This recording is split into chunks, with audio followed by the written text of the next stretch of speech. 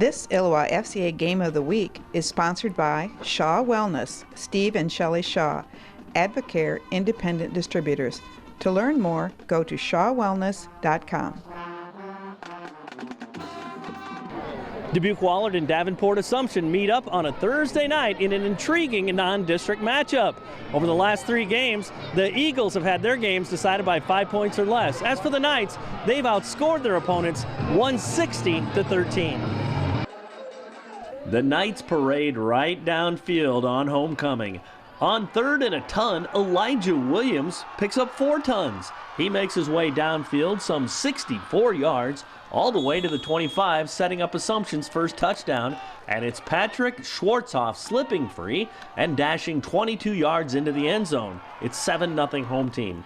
Later in the first, Wahlert tries to get something going, but the ball is on the turf, recovered by Assumption's Chris Bridges at the Eagle 29. A few plays later, Joe Argo starts inside, bounces outside on a 22-yard dash to pay dirt, and it's 14-0. Still moving the ball, still attacking late in the first quarter. Joe Argo connects with Caleb Watchell.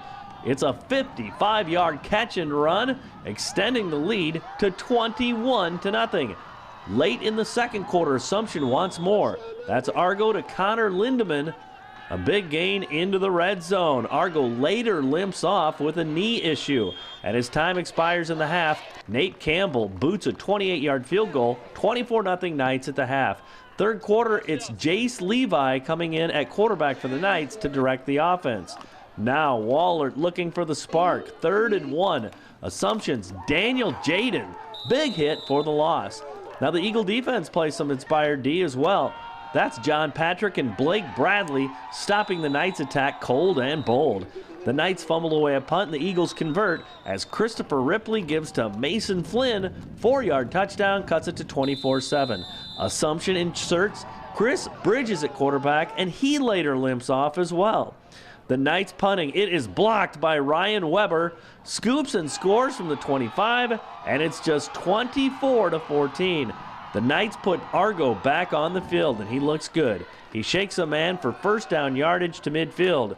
Fourth quarter, 9 minutes left. Argo, the jump pass to Connor Lindemann from the 3. It's a touchdown and 31-14. The high-scoring Knights offense adds 2 more touchdowns. Elijah Williams for 6 on 13 of his 170 rushing yards. And Argo caps the scoring with a 3-yard run for a 45-21 Assumption triumph. Now 4-2. They quickly point to next week's district showdown with Clear Creek Amana. I don't think the coaches wanted me to go back in, but it got to the point where I thought I was okay to go in and it was safe. So yeah, I did that. You just mentioned too that, boy, it felt bad early on, but as the game progressed, you felt like it was coming back. Your knee was okay. Yeah, I mean, like I said, right away it scared me a little bit, but once I got on the sidelines, I got moving around. It got warm and ready to go. Well, tell me, on your offense, I mean, you guys have obviously done some special things the last 4 weeks, and I know you don't just want to outscore people. You know, you want to be decisive, those kind of things too. So, yeah. I guess what's the message as you get back at it against a team that got you last year? So I'm sure higher motivation in the coming week. Yeah, definitely. They really got after us last year, and I think that's the first time we got shut out in a couple of years. So I still got that bad taste in my mouth. Well, you guys are in a great position too to set the table for what can happen here the next 4 weeks.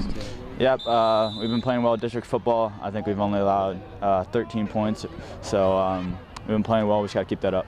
At halftime, Coach King just told us these guys weren't going to back down. They're a lot like us. They play tough. They've been in 4A, and he just told us to step on the pedal, and we couldn't give up. Us leaders had to pick up the younger guys and had to tell them next man in. We had a few injuries throughout the game, and we just had to bounce back. You guys are limping around a little bit too, but you guys showed a lot of resilience, guys going on off the field and making plays. Yeah, we always just have a next man in mentality. We're a tough football team. Not a lot of kids in our school, so we play with short numbers, but we get the job done. What was the difference down the stretch? They cut it to a couple scores twice. You know, they had a couple turnovers there, and of course the kick return, and then you guys kind of finished the deal then. We just didn't want to let this one go. Last year we left a lot of play on the field, and we didn't get the job done too much last year, and we didn't want that to be the story this season. We wanted to get things done. Back into district play next week too. Very motivated, I'm sure, right? Yes, sir. Time to get after it. Clear Creek laid a big one on us last year, and we don't want to let that happen again. We were hoping that we could lean on some other guys there, but we kept quarterback was kind of a dangerous spot here tonight. But I'm proud of the way the kids kind of rallied back and looked like things were really slipping on us there, and we were able to put together a good defensive series, a good offensive series, and take control back in the game. Obviously, offensively, you guys have done some really great things the last 4 weeks too. We have, I've got to trust the offense a little bit more. I got pretty conservative, I think, tonight, but it was a little bit tricky. We didn't know this opponent real well, and I give them credit. I thought their kids played hard and much improved over last year's team. Mm-hmm. Back at it for the district next week too.